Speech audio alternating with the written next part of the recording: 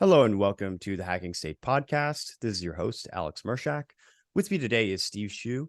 Steve Hsu is a professor of theoretical physics at Michigan State University, as well as the founder of multiple startups, currently Genomic Prediction, as well as Superfocus AI. He also hosts the Manifold podcast and the information processing blog. Steve, welcome to the show. Great to be here, Alex. It's good to have you. So you actually occupy a number of very exciting topics. I myself am working in tech at the moment, but you're also doing a lot of interesting work with polygenic screening and genomics with genomic prediction. And of course, we share, we share an affiliation with my alma mater and your employer, which is Michigan State University. So we have a lot of things that I'd like to get into, but I thought we'd first start with your work with genomic prediction, because I think there's a lot of questions around that. I had received Khan on a few weeks back, and we spoke a little bit about this stuff, but obviously it's not his area of expertise. He's a population geneticist, but you started this startup that is primarily focusing on polygenic screening and screening specifically for those trying to do embryo selection. So can you talk a little bit about what genomic prediction is doing and sort of how you got into that? Great. So Genomic Prediction is a tech startup. It's about, I think, almost 6 years old, over 5 years old now. And it's the leading company in genetic testing of embryos, which to most people sounds like an exotic thing. On the other hand, if you're going through IVF, it's become pretty standard. So something like 70% of all embryos produced in IVF in the United States get some form of genetic screening or genetic testing. So sounds like a strange thing, but that's always the case with new technology. It's very strange and exotic to most people, but for the people who really have skin in the game, like parents that are actually trying to have a kid, they get very rapidly introduced to this whole set of technologies when they go through IVF. Now, how did I get into it? Kind of a long story, but I'll start. I'll give you a slightly compressed description, then you can drill down if you're more interested in that aspect of it. Sure.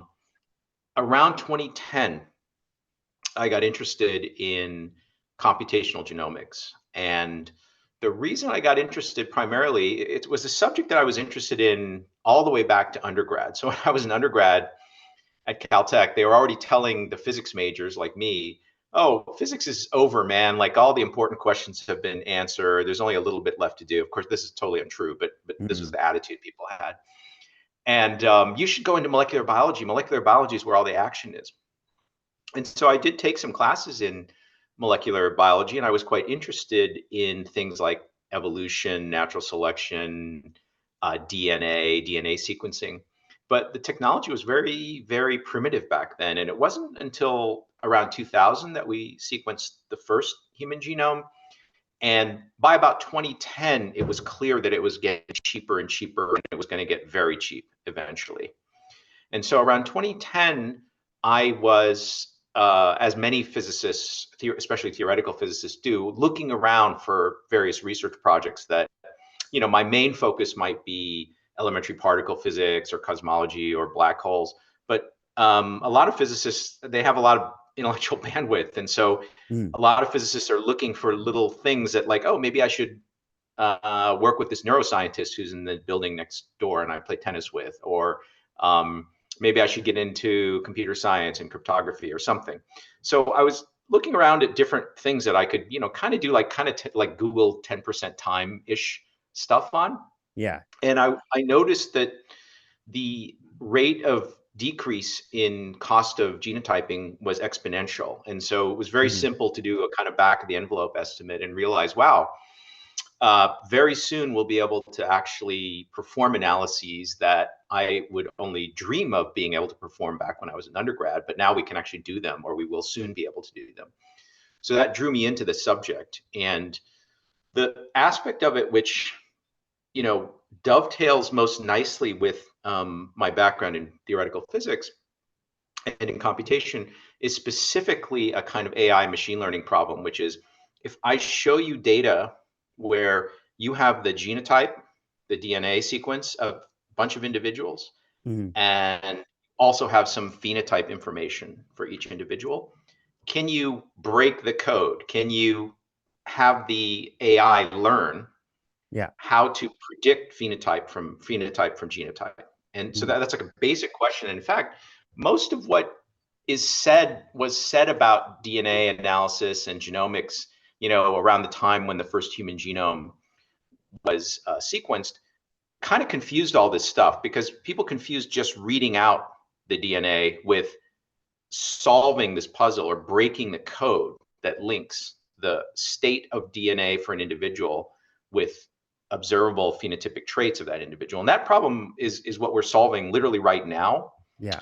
And in 2010, I realized we would have the data necessary to solve this kind of problem. And that's what drew me in. And so Genomic Prediction, the startup, was an outgrowth of something that kind of began as like a 10% time project that I was working on. And then I started collaborating with other researchers in genomics and behavior genetics and stuff like that. And then eventually it led to genomic prediction.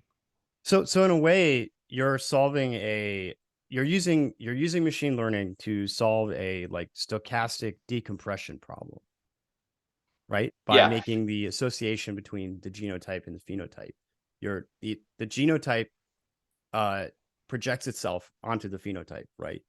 And whatever, I'm not sure what the primary algorithms you were working with. I'm sure there was like clustering and classification and multiple variants of trying to figure out how this works. But essentially, that's the core problem you're trying to solve: is what's the association between, like you said, cracking this code, and the projection of it, which is somewhat uh, influenced by the environment as well. But um, The, so the way I like to describe it is, so first of all, if you're coming more from the electrical engineering side, mm, then one way to say this is imagine that there's a signal and then add to that signal some noise. right. Okay. Or take the signal and transform it in a noisy way, Hmm. but then collect many samples where you have the basic parameters of the signal, and you have the output. And the question is, can you invert the output? Can you invert the phenotype to then recover the actual mathematical formula that links the state of the DNA, which are the free parameters, to the actual signal? And so it's one way to think about it is an exercise in signal recovery. Mm, Another way to talk about it is just a pure problem in machine learning, where or AI, where you're trying to learn a high dimensional function. right. So the phenotype is a high dimensional function of some subset of the DNA states Hmm. in a person's genome. And so either way, it can be mapped to a classic problem, which there was a lot of horsepower that had been invested in, because for signal recovery, like they're doing things like exploding things and sending seismic waves through the earth, and then looking at the output of those waves to try to reconstruct, like, oh, where are the oil deposits under the Mm, earth? Or they're trying to break a code, like somebody has like the right. original message and then a random one-time pad and then the actual transmitted information. And the question is, how do you invert that? So the problem of, quote, solving the DNA code, which is a really fundamental classic problem. Like I think to a biologist, you can't say you, quote, solve the mystery of DNA by just saying, oh yeah, okay, I know this molecule is what's passed down Mm, in reproduction, but I don't actually know how the molecule encodes whether someone is going to have blue eyes or brown eyes. I don't know how the molecule encodes whether the person is going to be tall or short or have liver cancer. Um, until you complete those last few steps, you have not actually understood like the role of DNA in, say, the biology of humans. So that mm, remained to be completed, and it's still an ongoing project. But sure. from a theoretical perspective, certainly today we know how to do this, and I would argue that the the resolution of all these problems is mainly data limited now. It's not actually limited by the power of the algorithms. We have good enough algorithms, and in some sense, in some cases, we can improve the algorithms are close to optimal. So the main question is just the availability of data. So we need more data on more populations. Is that the bottleneck? So there are a bunch of open problems, like, for example, the population for which we have the most data are Europeans. Mm. There are aspects of the way you solve these problems which make it such that the predictor that you build using European data doesn't work so well on East Asians or Africans. Right. So one thing we need is more diverse samples. Mm. But even if you just want to solve, like, there's certain traits like height, for example, that has largely been solved for Europeans. My group was involved in this, but there are other traits like cognitive ability for which we just don't have enough labeled data.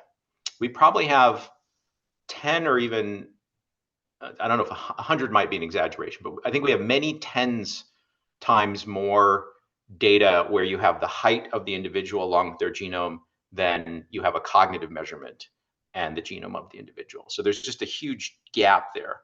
Mm. And before we could build a good predictor for cognitive ability, just need a lot more data. Even if you were just confining yourself to saying, I only want to solve it in the context of a European population. Mm. Okay. It's interesting that height was so easily solved. I mean, it's very easy to measure, which is part of the reason why. But I wanted to ask you, when we're talking about the phenotype, you're obviously talking about a lot of different traits, some of which are harder to measure than others. About morphology, because I did an interview a while back with a young, well, now he's a cognitive scientist, but at the time he was an evolutionary anthropologist.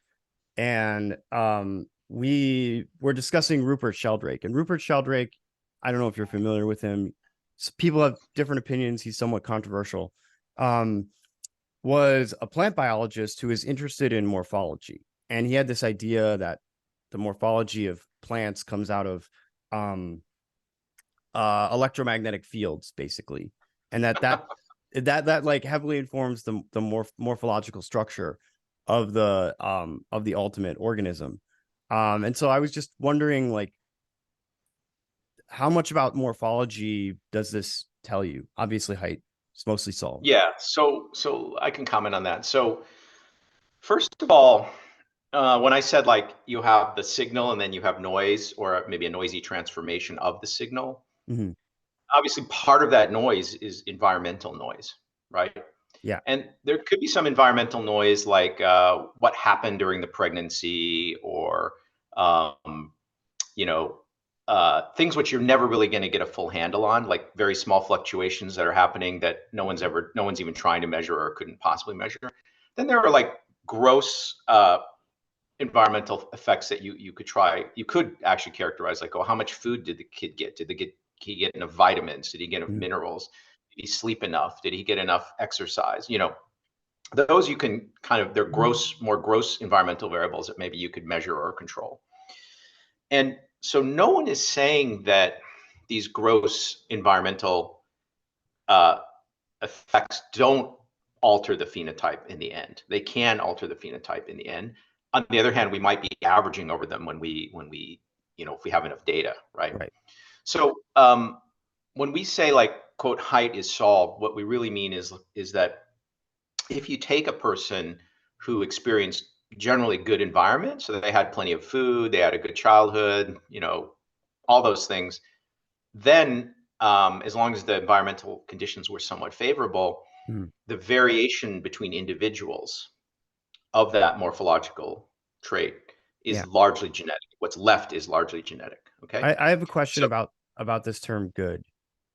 So yeah. my understanding, so there are certain traits like intelligence, for example. My understanding of the field of intelligence is that essentially there's almost no interventions that we know of besides basic, nutrition and health and exposure to stimulus, that reliably increases intelligence in humans, right? And so when we talk about a trait like intelligence and trying to optimize it, what we're really talking about is when we're talking about something good, we're really talking about removing detrimental environmental impact.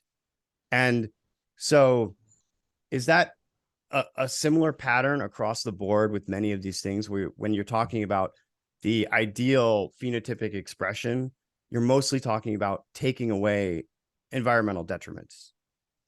So I think the issue is the following. So for humans in particular, if you even go back like 100 years, the situation, the conditions that most people grew up in would be considered child abuse today. Mm, So if you look at the people that were drafted into the U.S. Army to fight World War One, I think like 6 or 7 years of education was typical. So they didn't get more than that. They had to go back and work on the farm after some years of schooling, right? And it wasn't required that you attend, several years of high school. So it's relatively easy to identify things which by modern standards would be considered deprivation. So as you were saying, big negative environmental effects on the phenotype. mm, And also, like, actually, most people don't realize this, but Americans and especially Europeans around that time, 100 years ago, were much shorter than they are now. And they didn't, like, maybe they only got meat a few times a week or once a week, and all kinds of things, right? Like, oh, no fruit in the winter. Like, how much fruit were you able to get your hands on in the middle of winter, right? mm, In Denmark 100 years ago or something, right? So it's easy to identify things that we today would regard as, wow, this is if a modern kid were subjected to this, we would call it a really negative environmental effect, right? Now, there could be things which in the future, like imagine that this is, I have to say this to answer your question, but it is deviating a little bit from the line of conversation. Imagine that we get AI and LLMs really perfected, and every kid now has on their phone or maybe, in their ear or whatever, an AI that is optimized to educate them. Like it really understands like what are the things you get confused about and what should I drill you on a little bit? How do I coax you mm, into doing those drills? So you can imagine like a totally like superior system of education which boosts everybody in society as far as anybody can measure. Like by the time they're 18, you give them some kind of performance test, cognitive performance test. Maybe it boosts everybody 10 IQ points or something because it's so optimized for them because it's an AI that's really like their personal tutor. I'm just speculating. mm. But somebody in the year 21, 23 might look back and go like, yeah, those guys, those poor Alex, man, he grew up in that era where everyone was super deprived. No one had a personal AI tutor. Right. And no one had a sleep optimizer which guaranteed optimal sleep for every person every night. They got the equivalent of like 9 perfect hours of sleep.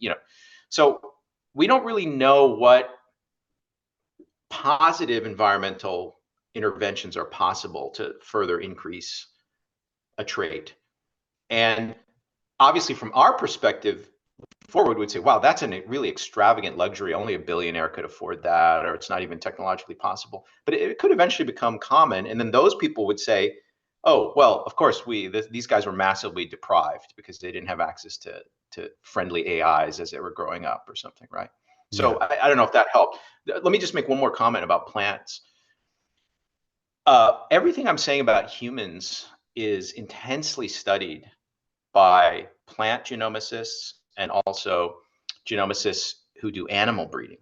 Mm, So the chickens you eat, the milk you drink, the corn you eat, all of those things are the subject of the kind of genomic selection, actually driven now, increasingly now, using SNP-based, DNA-based genomic predictors of the kind we've introduced into IVF. Those are already in use in agricultural breeding for both plants and animals. And so morphology, one of the things, if you go to a meeting like the quantitative genetics annual meeting or something, and like that would be one of the meetings where people who work on humans mix with people who work on plants, who mix with people who are working on like chickens and stuff. You walk around the posters and you'll see like the corn people are really interested in ear length. mm, Like how big is the ear of corn, right? Or like leafy, like the morphology of the leaves, like in a really hot environment, we want to breed them so that they have these leaves that can protect the most valuable part of the plant, as it's growing. So all these things are under study. Mm. The comical part to me, just to get into the non-politically correct aspect of this, is that Yeah, let's go. the people who are critical of like some people would just say like, oh, humans are special flowers. Nothing about humans is under genetic control. Mm. But then those people are like 100% ignorant of like even the basic agriculture that produced their breakfast. They don't realize like, well, actually, no, that isn't how it works. For these agricultural animals, everything is under control of DNA and it's being manipulated to our benefit. So it's just funny how ignorant and uneducated people are, who some people are who are critics of this application of this kind of technology to humans. They literally don't understand the science. It's a little bit like an anti-vaxxer who just hasn't even read any studies, or maybe pro-vaxxer who hasn't read any studies. But in any case, they haven't read any studies. They don't know what they're talking about. So sorry. Mm. Well, okay, so let's get into the actual business of um, genomic prediction then. Yep. So obviously, a lot of people are interested in IVF as people are having children at older and older ages. There's no sign of that trend slowing down, although it would probably be Not at good if all. we could figure out how to make it slow down. But in the meantime, IVF is expected to have increased demand, and there are a number of diseases. I think there were some very straightforward diseases that people have been screening for a long time, things like autism, etc. But with this technology that genomic prediction is working on, and genetic counseling and other things like that, there are potentially a lot more things that couples trying to have children might be interested in screening. What are some of the opportunities that are available right now and could be available in the near future? Yeah, so I could talk a little bit about the actual product that is available via genomic prediction. And I believe we've now genotyped something like 60 or 70,000 embryos. So it's not, this is a thing which is being done at scale. It's not and the number is like, doubling every more, maybe more than doubling every year. So um, right now, what our report includes is your genetic risk across about 20 different 20 of the most impactful different health conditions. Okay, so these would range from type 1 and type 2 diabetes, breast cancer, heart disease, even including schizophrenia. Um, and these are mainly chosen because, there's kind of like two parameters that make the condition important. Like, what is the prevalence? Like, what fraction of the population suffers from this at some point in their lives? And what is the life expectancy impact, or the life quality impact of the condition? And like some product of those two things determines whether this is a high priority condition for us to have a good predictor for. And so one of the things we can do is we can then take the absolute risks from each of those 20 that are coming from your genome, and we can sum up the life expectancy, or quality adjusted life expectancy impact of each of those absolute risks. And then Mm. we get an overall health index. And that health index has been shown to predict longevity. So if you take it out of sample and you run it on some people, it's a decent predictor of like their life expectancy. So that's what we have in the report now. I think roughly speaking, if you choose the highest index value out of 10 random embryos, you're gaining something like 4+4 quality adjusted life years for your child. And that's the sort of average gain. Mm. The tail risk gain, which I think people miss, they sort of misunderstand sometimes, is when you have 20 different really impactful conditions, it's not unlikely that at least on one of those conditions, a particular embryo is a negative outlier. So in other words, let's suppose suppose we define negative outlier as being in the top couple percent of How risk. many embryos would you normally get from one cycle?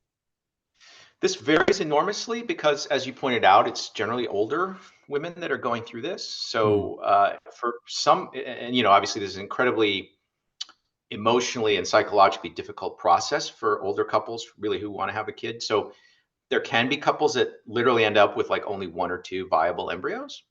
But there are also cases, especially if there's an egg donor and the egg donor is young, that the family could be choosing from actually of order 100 embryos. mm, So that's the dynamic range. And of course, the more you're choosing from, the more benefit you have. right. There are people, especially those sort of high net worth, billionaire type people who they might have 100 embryos frozen. And of course, they're not actually going to have 100 kids. Maybe they're going to have 10 kids, but they're not going to have 100 kids. So to them, it's quite important to characterize like, well, how am I making that decision? Right? Mm, It's a decision that, which we call the embryo choice problem. Every family that goes through, almost every family, except the unfortunate ones that only get like maybe one viable embryo, everybody else has to make an embryo choice. And so another way to view what we're doing is just giving as much information as possible to the parents to make that selection. and this will be obviously beneficial for eliminating a lot of, again, detrimental effects on things. I mean, overall, though, could you imagine a scenario where it's not simply couples that are struggling with fertility that are going through this, but everybody is engaging in some kind of embryo screening just as Yeah, a matter of course? I think if you're a feminist, right, let's suppose you think, not everybody's going to agree with this, but let's suppose you think that having a high powered career, Mm-hmm. which in the past was only available to men, let's suppose you think that's the most important thing we should be striving for. You want your daughter to be able to get a Harvard MBA and compete for a partnership at Goldman, have a vacation home, on Maui. And of course, like that person is going to have to maybe delay uh, starting a family because they're very focused on competing with all the jerks at Goldman, Mm-hmm. right? Now, if you're a feminist, you might say, "Wow, how can this be?" Because men can happily father a kid when they're 40, right? Sure. Uh, Not many women can have a kid naturally at 40. Not many, actually. So, in fact, fertility decline starts actually probably in your late 20s. It varies by individual, but it starts in your late 20s, and it's often quite pronounced by your early to mid 30s, which is actually the age at which these professional women are just getting married now today, right? Mm-hmm. So, um, you could argue, let's say you were a super progressive feminist wokester, but not retarded, not mentally retarded. I, I don't. Maybe I just described the empty set, but it's not completely empty. Um, you might say, like, gosh, we should encourage ambitious young women, girl power. We should encourage ambitious young women to freeze eggs Mm-hmm. when they're 22, because when you do a cycle and they're 22, you'll get often many tens of eggs. It's much, much more effective. The whole hormonal stimulation, everything is more effective when the woman is young. So maybe the right social policy, and in a way, like this has already been adopted by Apple and Face and Meta and a bunch of like super woke progressive feminist companies.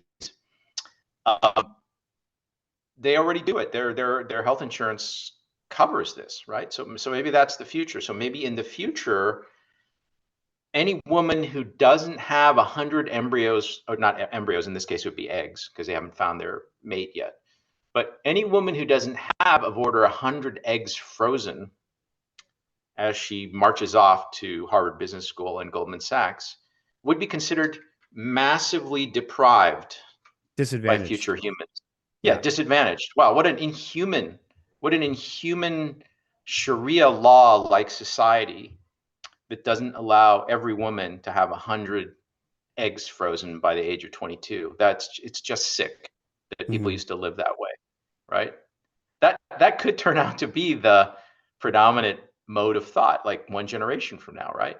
Yeah. So So so so so now that you've brought up a, you know, one variant of the political angle on this, yeah, I guess I'll get into, you know, some of the detractors of this yep, technology.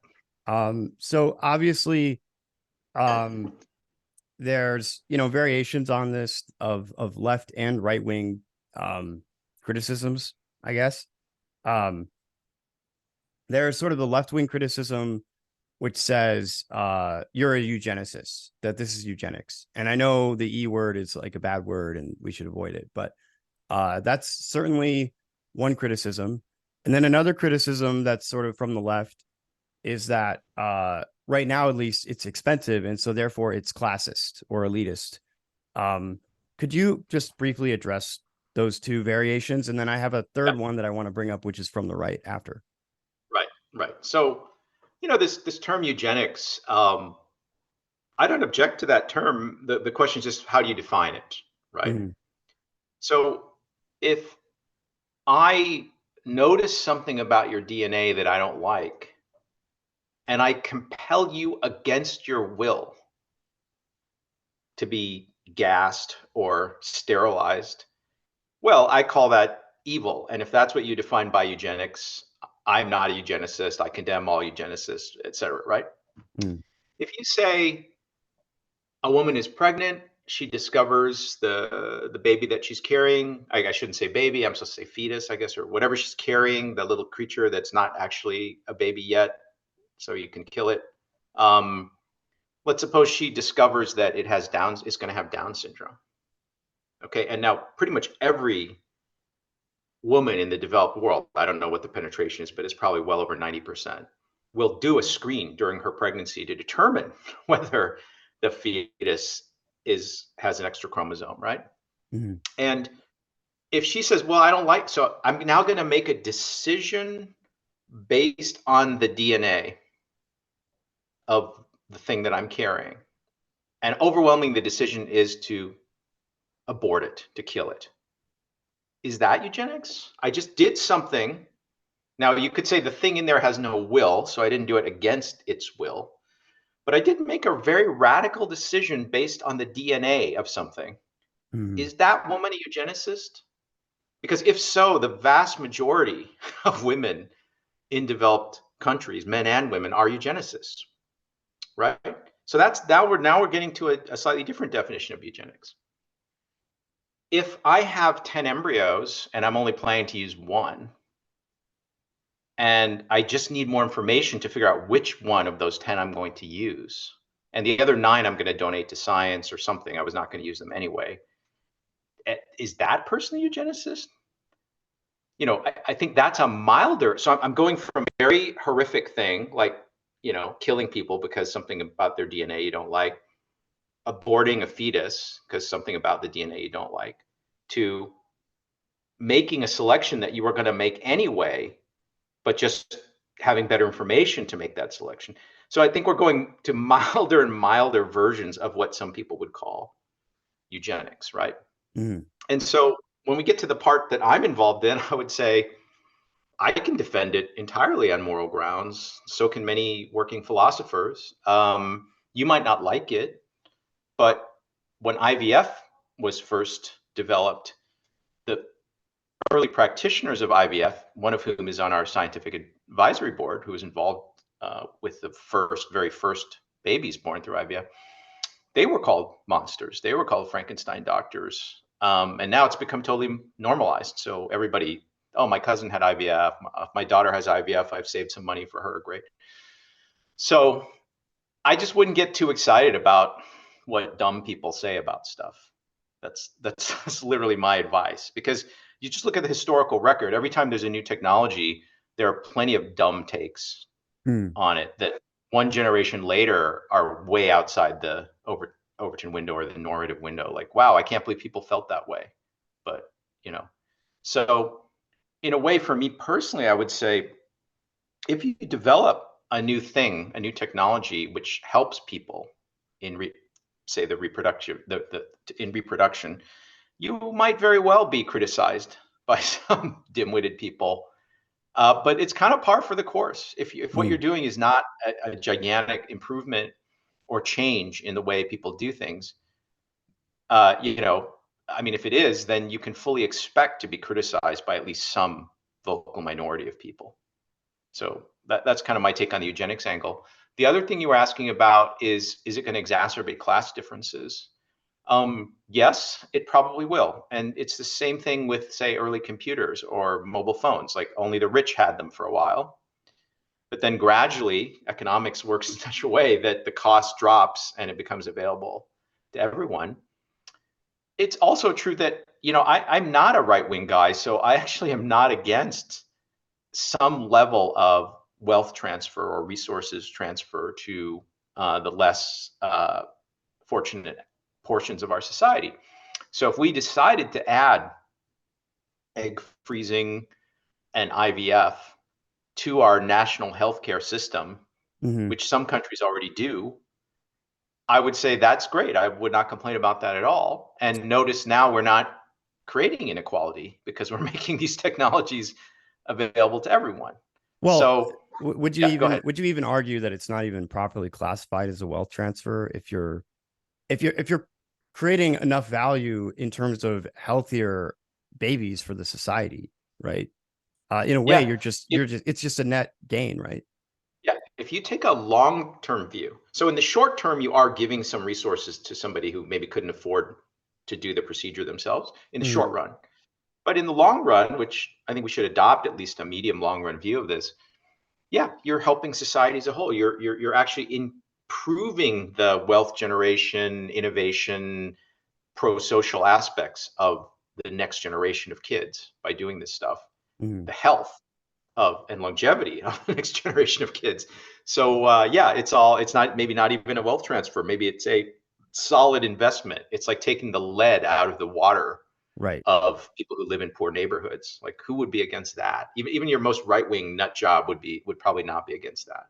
Okay, and there's a right wing argument that I wanted you to just briefly address, um, which is I think a little fuzzier, but they will make especially a lot of the trad types, certain Christian conservatives, they will make sort of a moralistic argument that there just has to be something inherently wrong, um, about intervening in this way. You're playing God or something along those lines.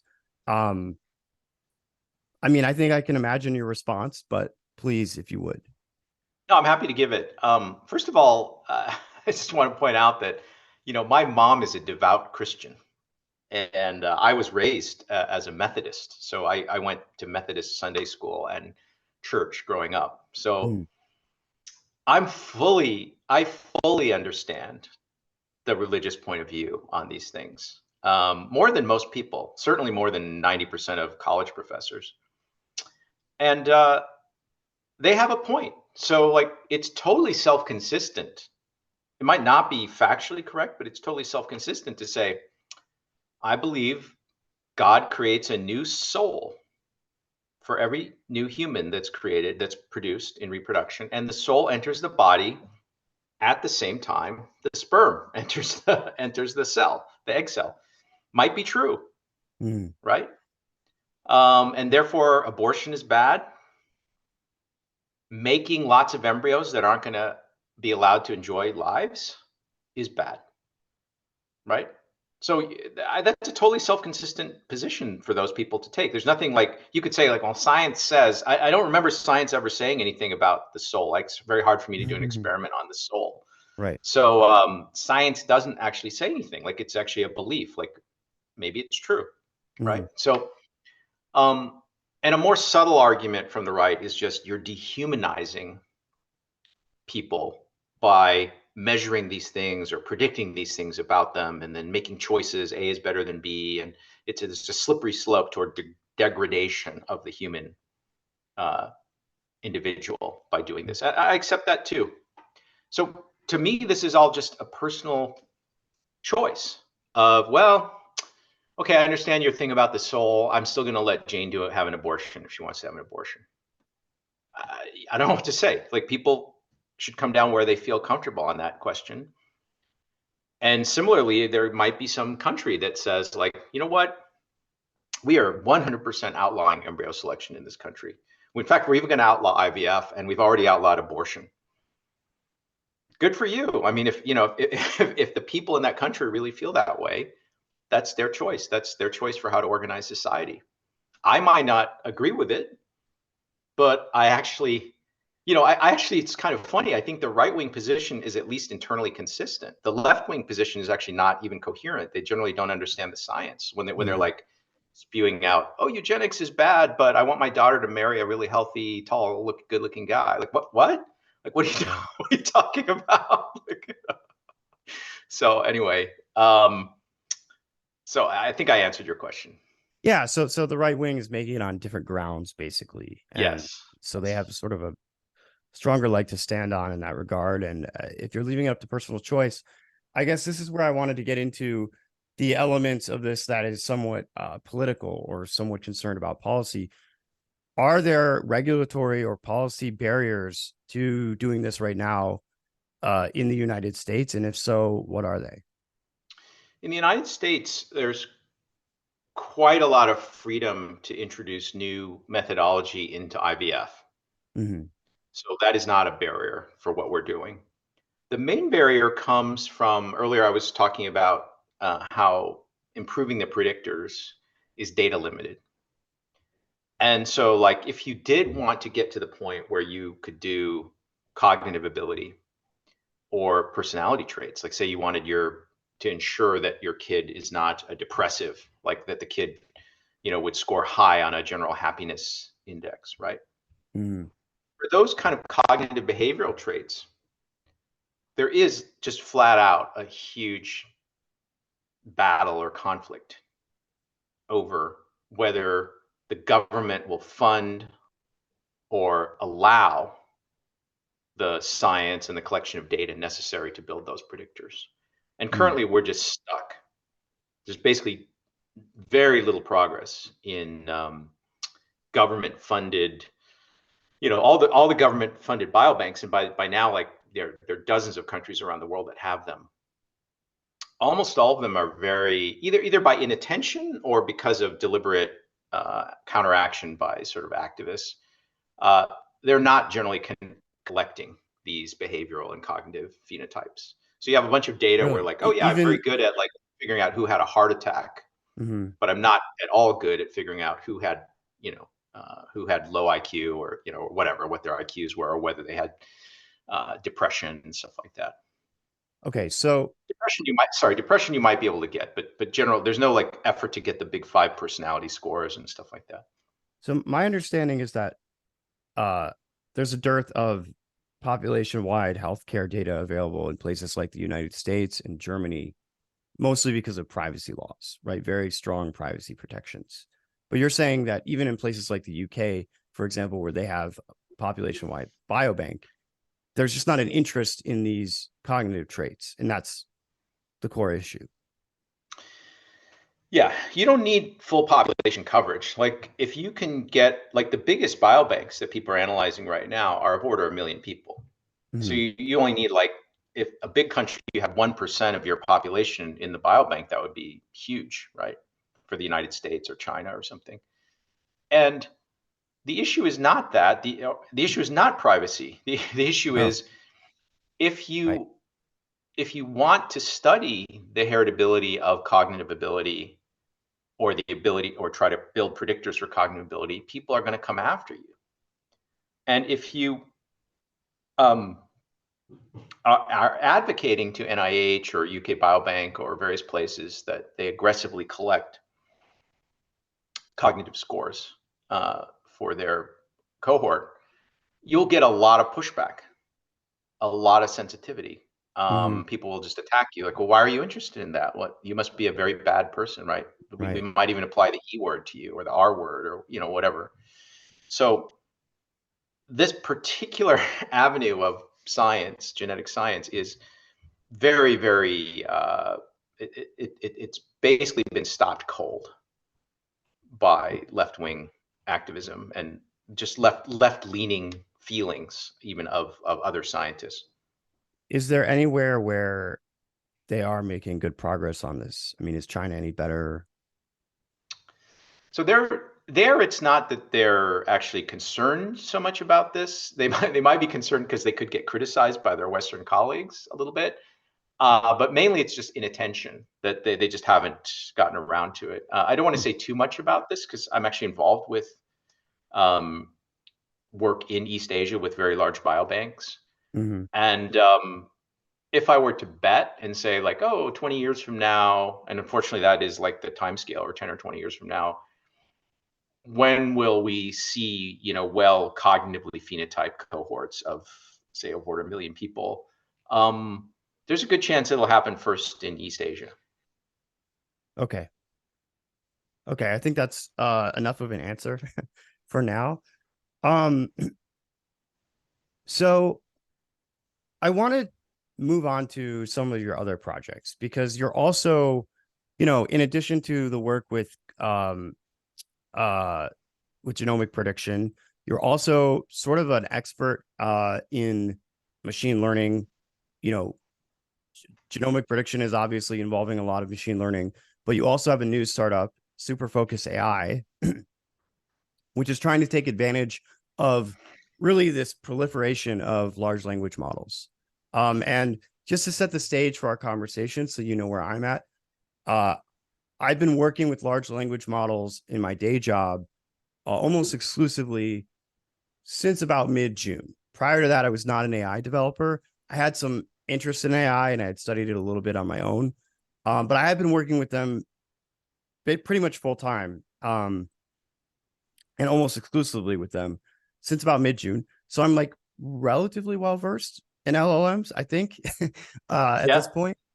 And so I wanted to ask you a little bit about what Superfocus AI is working on and what innovation in the space do you think is needed? Yeah, great. We'll have a great conversation. So the problem that we set out to solve at Superfocus, I think the most accessible way to describe it is an LLM you could think of as analogous to the language and to some extent the reasoning center in your brain. Okay.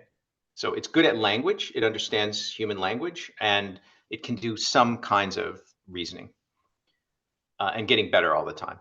Mm, But the in order for it to be good at language, it had to see a lot of training data, like the way that it was built, as you know, so that it would optimize an objective function, which is uh, determined by next word prediction, quality of next word prediction, next token prediction.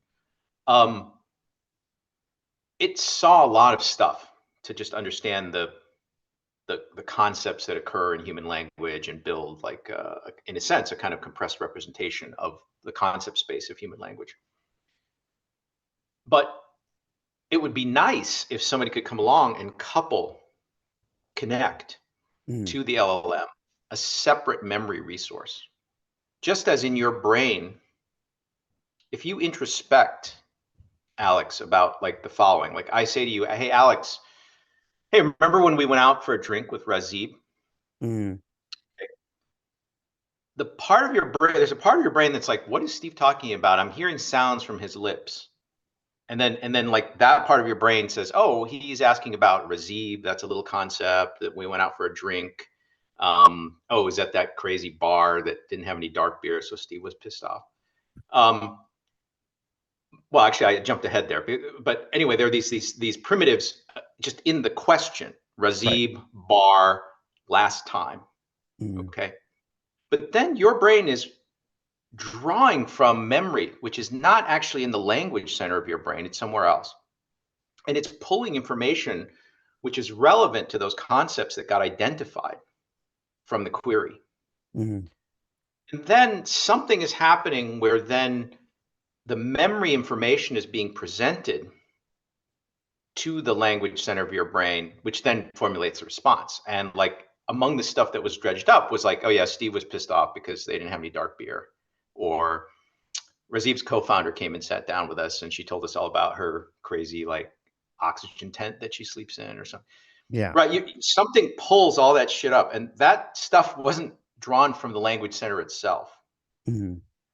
Okay, so what we're building at Superfocus, we're engineering AIs which have at least one big generative LLM inside, but also some smaller ones that perform more specialized tasks, Mhm.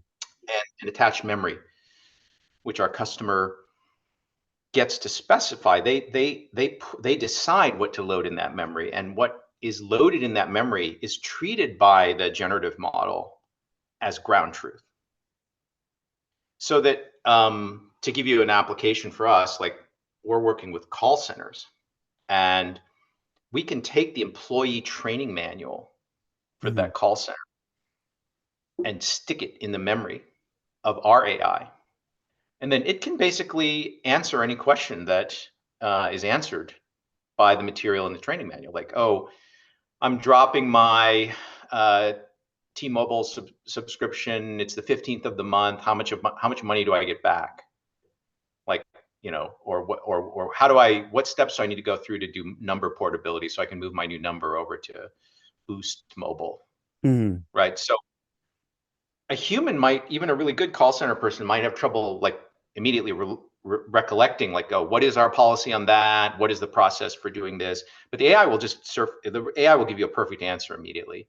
But it shouldn't be trying to source that base knowledge from its language training corpus, because it saw a bunch of people writing about, like, I was so pissed off because T-Mobile did this to me, or I don't like Boost Mobile. But maybe the thing that T-Mobile that he saw on Reddit was discussed about T-Mobile's policies for when you leave the plan. Maybe that was the policy 6 months ago or a year ago, and it's no longer their policy. Or maybe it's just completely wrong what some dude wrote on Reddit. So Mhm. you don't want your customer service AI relying on all the shitty training data, trillion tokens that OpenAI used. You want Yeah. it to have a crisp source of base knowledge, which is kind of like your memory. Like you remember, like, oh yeah, we went to that bar in Austin and Steve blah blah blah, right? So that's what we're trying to do at Superfocus.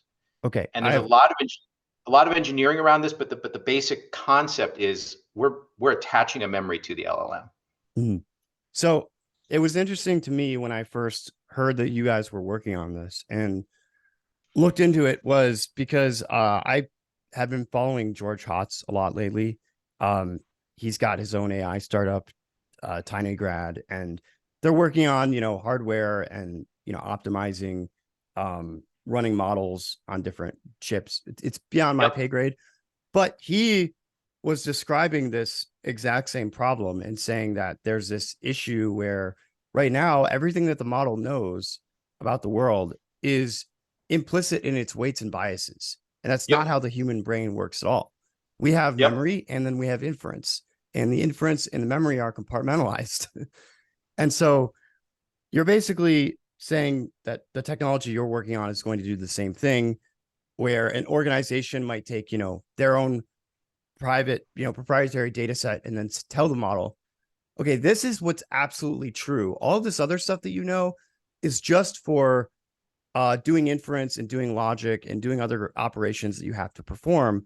But if there's ever a contradiction between this stuff that you've learned previously and this memory store that you have, the memory store rules out every time. Is that essentially what you're Exactly. trying to do? Exactly. Imagine, Alex, I hire you tomorrow Mm, to be my customer service rep uh, at T-Mobile. And let's say you yourself were a T-Mobile customer for years going back. So you're like, oh, this is a great job for me because I love T-Mobile. I've been a T-Mobile user for 5 years. So you come in and some guy calls in and says, hey, God damn it, I'm leaving T-Mobile and blah, blah, blah, blah, blah. And are you guys going to refund? I signed up under this special deal, and what happens?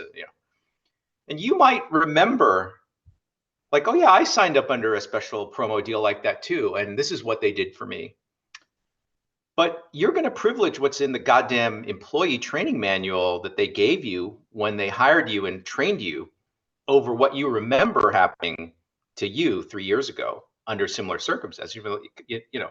You're supposed to you're told what's in this training manual. These are our current policies. So when you answer people's questions, use what's here, not what you experienced 3 years ago as a T-Mobile subscriber yourself. So it's exactly analogous to that. Like you need a prioritized corpus of base knowledge that you can force the model. You can force Alex the human to privilege this stuff, not what you remember from the past. Even though what you remember from the past made you able to make a little joke to the caller, understand their Spanish accent or whatever it is. But the point is, like, for these facts, for these things, this is your knowledge base. Forget about all the shit you learned before in training your inference engine, right? And then So so a lot of the primary selling point of this is getting rid of hallucination, which is a well-known problem with these models. They make stuff up, they mash things together that don't belong together. It's a big problem. I mean, I'm working on stuff right now where it's like getting the model to like not do that is, you know, a lot of time. And you're claiming that you can get hallucination in some cases down to 0% or 100% accuracy on certain data sets. Yep. And is that simply by enforcing this rule? So the testing that we did early on, by the way, we started this company before ChatGPT came out. So we were kind of, I and my co-founder knew enough about LLMs and large language models and all this other stuff that we knew this was going to be a fundamental problem. As long as you train the model using next word prediction, it's going to have a confabulation or hallucination problem because it's not trained to be factual. It's trained to generate plausible responses, right? That look like the training data. So the very first thing we did with our architecture is we took textbooks, college textbooks, and we inserted them as the memory. And then we took the chapter questions, like say the subject is US history. And we took chapter questions from either from that textbook or from some other textbook on US history. And we just asked the model, okay, can you answer these questions correctly? And we could get to 99% conformance to what was in the memory. So if that textbook didn't talk about the number of cannons at the Battle of Shiloh, the model will say, I don't know how many cannons. So we could get very good adherence to what's in the memory corpus and very good retrieval from what's in the memory corpus. And so at that point we realized, okay, this is very commercially valuable. The architecture uses, as I mentioned earlier, multiple LLMs. So the LLM which does the retrieval, which breaks apart logically the query, the LLM which does error correction on the proposed answer by the big model, all of these things are, they require quite a lot of engineering to get right. And yes, we can get to sort of 99%, accuracy and adherence to the corpus now. So I wanted to ask you about a technique for doing this, which sounds like your combination of models might already be doing this. But Martin Shkreli is building an AI doctor called Dr. Gupta, and does Dr. Gupta know about this? I'm not sure, but that's what they're calling it. I think there was a lawsuit anyway. Maybe they can just spell it Dr. Goopta. Yeah, I'm not sure. I don't know. They work something out, but suffice to say, Martin was doing a stream where he was talking about this again, the hallucination problem, and he said that one technique that they're using that has really improved the accuracy of their model. Of course, if you're giving health advice, you can't have it making stuff up. It needs to be, highly accurate.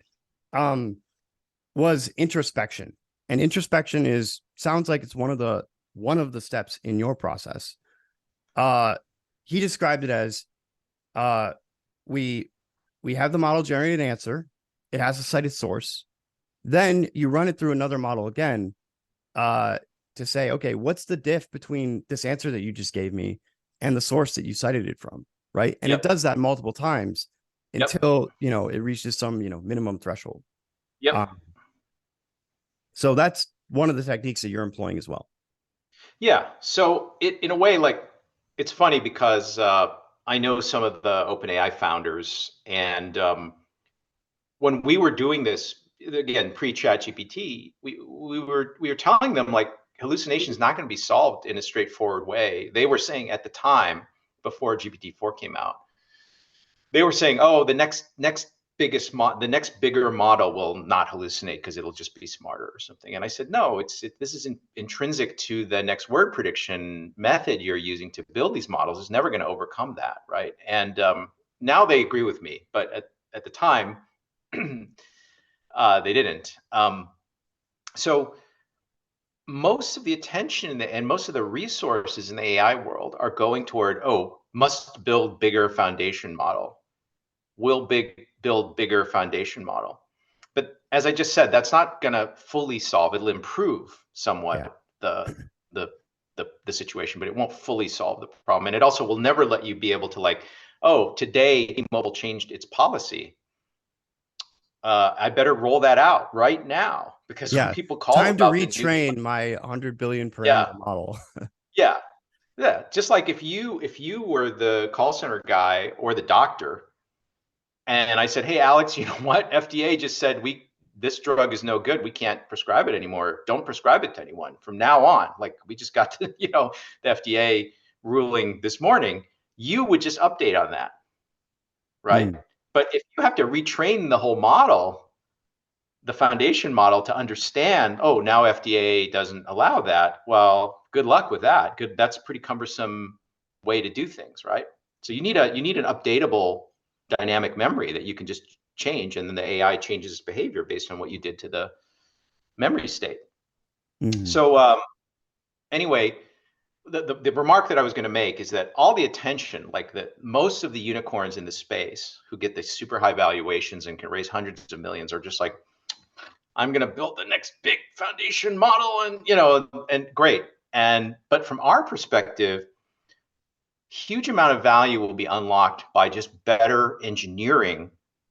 And again, we're using multiple LLMs and stuff, and there's lots of engineering that requires a deep understanding of how the models work and testing and software design, and like old school software which can do automated prompt engineering. There's a lot of stuff in there that Yeah. is just distinct from model training, right? Model training is just like some giant like neural net optimization problem, right? It's just Yeah. totally different from the engineering kinds of things that we have to solve at Superfocus. So it's just like two different parts of the industry, which are, you know, they're obviously both very important for the advancement of AI, but we kind of feel like our area is a little bit neglected. Like we can't get the same valuations from investors that a foundation model company can, but ultimately, like we might be faster to pretty huge scalable revenue than some of those guys. And we actually can see enough competition. You know this, I'm sure, from your day-to-day work. There's enough competition now between Claude and GPT and ChatGPT and Llama and all these other models that we actually feel Mm. pretty confident that we're now like a buyer. We get to choose which foundation models to use, and we actually think for a lot of the things we're doing, we're going to be able to go to fully open source. So um, it's, to me, I think a lot of the bets on these foundation model startups are not going to pay off. Like they're going to be huge write downs potentially, but some handful of companies like ours that are doing this in the weeds engineering to deliver the first enterprise scalable 99+% reliable narrow AI, that's going to be incredibly valuable because like, oh, every call center worker, call center work is 8% of the GDP of the Philippines. And if you can capture 1% of that, you can capture, instead of that 8%, you capture 1% of that value is being done by AIs. That's, billions of dollars, right? So, Mm. um, so my viewpoint, yeah, Martin Shkreli, say what you want about him, is not a dumb guy. And so Oh, we're big fans we of also, Martin. If Martin wants to come on the show, he's invited anytime. yeah, he's definitely an interesting guy Mm. and a clever guy.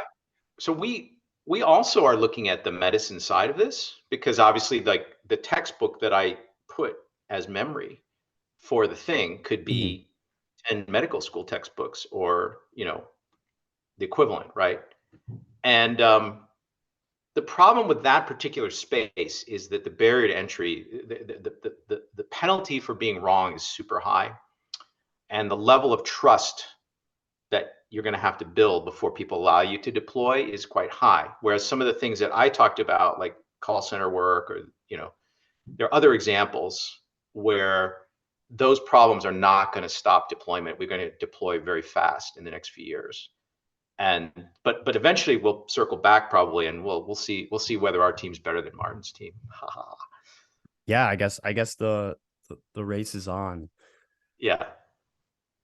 So you told me in the beginning of this that I could ask you about anything, and so I'm going to ask you about something that's a little bit uh probably unusual for you to get these days, just because it's a little bit um dated. But it's sort of relevant given our mutual connection to Michigan State University. And that is, I wanted to ask you about the drama that happened several years ago, um, involving you and the graduate student union. You were formerly the VP of Research and Graduate Studies at Michigan State University, and you were asked to step down by then President Stanley. Um, and so I wanted to just ask you, you know, now that you're have some distance on that whole affair, um, what was your perspective on the situation while it was happening? How was it received by the students? And where is the university at now? Has it improved along those axes? Why did that happen to you in the first place, do you think? And how has your relationship been going forward? How much time do you have? I mean, I you, I guess you don't have to answer all of them, exhaustively right now, but I'm happy to go into it. I just want to warn you that it's a complicated story. I'm happy to give you the story, but it's a little bit complicated. So, um, so I guess let me maybe just, just give me the gist of what went down yeah. and sort of your takeaway from it. And then I mean, really, I'm asking this question because I want to know about the current state of the university. Okay, And got it. So this was the summer of Floyd, mm, and people may have forgotten now what the zeitgeist was during the summer of Floyd, but a lot of radical left groups took that opportunity to try to make gains on issues that they cared about. And so in this case, the GEU, which really was actually the guy, I think the people running their tweet thread, which is where these attacks started, you're really talking about just a few people. I mm, could even name the people, but I won't. So they just started attacking me, calling me a eugenicist and stuff like this. And it's kind of comical because in some of their tweet threads, they would actually cite like some blog post I had written or some interview I had given as evidence that I was a racist or something like this. And in almost every case, like they actually showed like a limited reading comprehension ability, like they couldn't actually understand what I was saying in the blog post and they mischaracterized it. Or maybe I don't know if this is more favorable to them, but maybe they did understand, but they just deliberately distorted it because they're intellectually dishonest. But I actually mm, think it's more the former than the latter.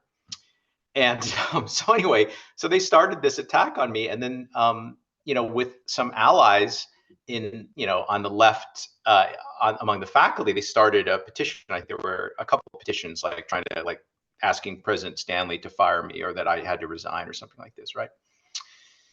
So that's what happened.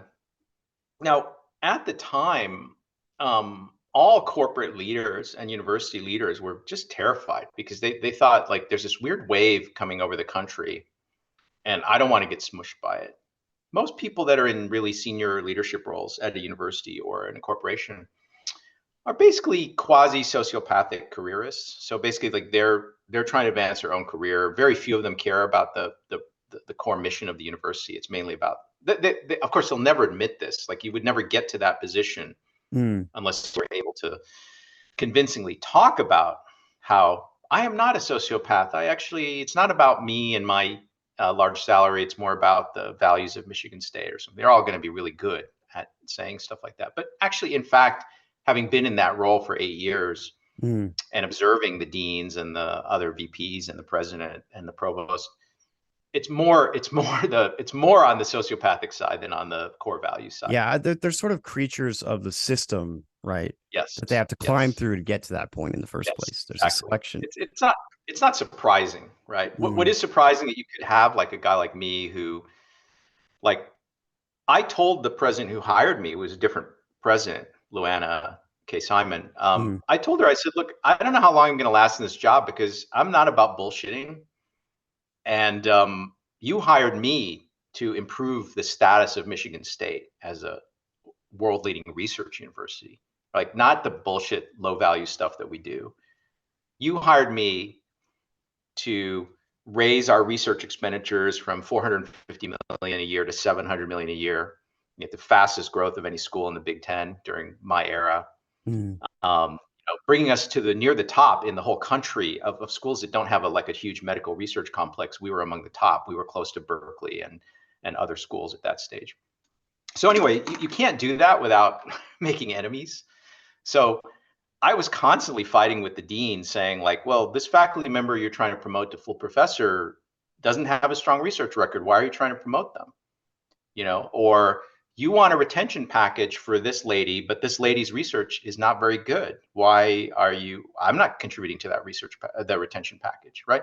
So on every week, I'm fighting a little battle where I'm the guy trying to make the university better according to, Mm. the core values of like quality of research, um, you know, um, contribution to human knowledge, stuff like that, which like most of the time they're just trying to keep the students happy and I hope the football team wins and stuff like this, right? So the fraction of people who are really like focused on these kind of more abstract goals like I was is very small. And so I told the president, I told President Stanley, I said, look, I'm going to be making a lot of enemies doing this, which is what you want, which is what she wants, right? She wanted to bring in this guy who was a bulldog, a physicist, Mm. who would have to poke his nose in when the College of Social Science was trying to promote some, you know, not very good faculty member. And then I would be the one who would butt heads with the dean and say, because I reviewed all those cases. I reviewed almost 150 cases, promotion cases a year within the university for 8 years. And during that time, there was never any allegation of racism or sexism or badness from anybody. Okay. And I had 650 people reporting up to me, like Mm. people, who ran the core facilities, the gene editing lab, the accelerator lab, all these people reported up to me. Nobody ever said like, oh, Steve is a racist, Steve is a sexist. It's all BS, right? So, but anyway, so then there was this attack on me, and there were plenty of faculty who were in the fields that, in a sense, by President Simon's, priority scheme and my priority scheme, were low quality, and they were getting starved of resources. We were not giving resources to shitty departments and bad programs. We were giving resources to the programs which really were important for the future of Michigan State and building up the research capability, et cetera, et cetera. So if you're controlling resources in an organization, you're going to have friends and you're going to have enemies. Mm. Okay, the enemies are going to sign that petition. Okay, the high quality faculty, the ones who get big research grants and are going to get into the National Academy, they were all signing the petition supporting me. If you look at the credentials of the people who signed the support petition for me, it's like a 10x relative to the people who signed the other petition, right? Mm. On my side, you had people like Steve Pinker, former dean of Harvard Medical School, Sam Altman, CEO of OpenAI. All these people signed my petition, right? So any reasonable person who just looks at this would say like, okay, this is a case where some leftist low quality mob put down a guy who was trying to do the right thing for the university. So that's kind of the story. Uh, Is it better now? so I think the mood that summer was a transient, right? It was because of the George Floyd thing that kind of hit this peak, right? And we had rioting all across the United States and all that stuff. Mm. So that transient is gone, and there's more back reaction against it. So some people, these um, otherwise dull Republicans and stuff who were kind of asleep, Like have Yeah. kind of woken up and said like, oh shoot, we should probably push back on some of this crazy stuff that's happening like in our universities or whatever. So at least a little bit of that is happening. Um, so that's in a way you could say that's the good news. But the bad news is all kinds of decisions that Stanley took, including asking me to resign, at that time are still playing out. So he like every other university appointed a DEI czar. Mhm. And once you appoint that czar with his or her staff, they have to prove their like, you They're like know, a cancer that just grows and takes over yeah, larger parts of the every body. unit, yeah, every unit in a big organization is generally trying to grow and grab more resources and demonstrate why Yeah, but they're the necessary. difference is the DEI apparatus doesn't have an alternative mission to invest its resource. Like its only goal is to gain more control over the other departments, whereas Yeah, the other yeah. departments actually have stuff to do. So we have like on the negative side, I would say we have now in the tenure and promotion process that I used to oversee for 8 years, I oversaw that process at the university. Um, we now have a diversity component. So before the classical rubric for judging whether a professor should be granted tenure or promoted to full professor, whatever, would be research, teaching, and service. Okay. And at really good universities and under my regime, research was by far the biggest. Like, Mhm. you know, are you actually a world-class scholar in your field? I don't care what the field is. It could be medieval history. Okay. It doesn't have to be neuroscience or something. Whatever it is, if are you a world-class researcher? Is Michigan State proud of what you're accomplishing and your future prospects, et cetera? Then teaching, are you a competent teacher? Are you doing a good job? And service would be like stuff you do in the department and stuff like that. So now added in there is a bunch of DEI rubrics. Like, are you fostering diversity through your research? Now, we're the #1 department for nuclear physics in the Right. United States. We have $1 billion Department of Energy research facility, accelerator laboratory, which was built under my administration. I think we just got 400 million more for FRIP, I believe. FRIB is it, right? So Yeah. FRIB is the leading facility for that kind of rare isotope beams, right? So that Mhm. kind of research in nuclear physics. And now you're going to go to the guy who, okay, what does he do? I build the detector that detects electrons that are sprayed out from these nuclear collisions at FRIB. That's my research, and we do all kinds of machine learn. I design the electronics, and I do the machine learning to like denoisify the signal that comes out. You know, I do all this stuff. Now I have to write an essay in order to be promoted from assistant to associate professor. I have to write an essay about how my work building this detector furthers the interests of diversity, equity, and inclusion Hmm. on the Michigan State campus. And the whole thing is just a shambles because like in 8 years supervising this thing, there was already conceptual difficulty of like, well, how much research is enough research? How would I justify that my teaching is good enough?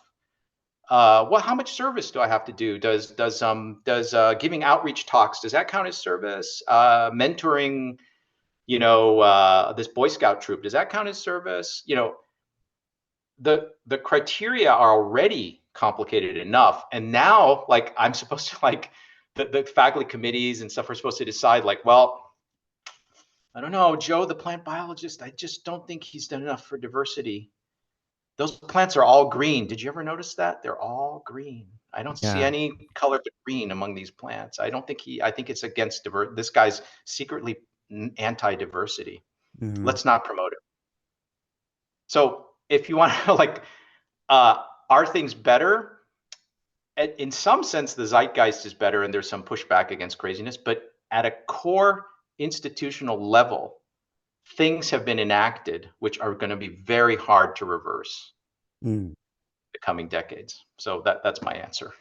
So, yeah, I guess the takeaway is that there's not really been a fundamental structural change.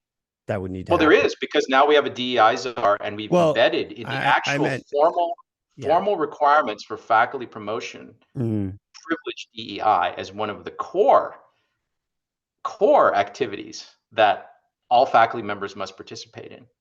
yeah. So there's been a change, but not in the direction you'd hope for.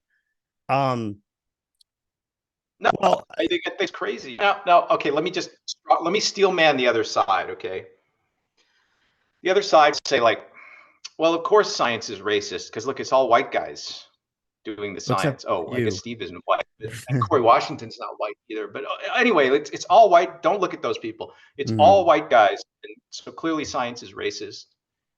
And the number one thing we can do is to fight that racism in science and higher ed by implementing these DEI, uh, you know, yeah. Maoist campaigns. Oh, I mean DEI policies. So, so that's the other side of it, and Well, Steve, I'm don't sure you those see that people are. you're fostering inclusion of more subatomic particles that may be discovered? Yes, yes, and I think Pluto needs to be readmitted as a planet. Like Yeah, I think it's exactly. very Planetary sizist. diversity. It's very sizist to exclude Pluto. Hmm.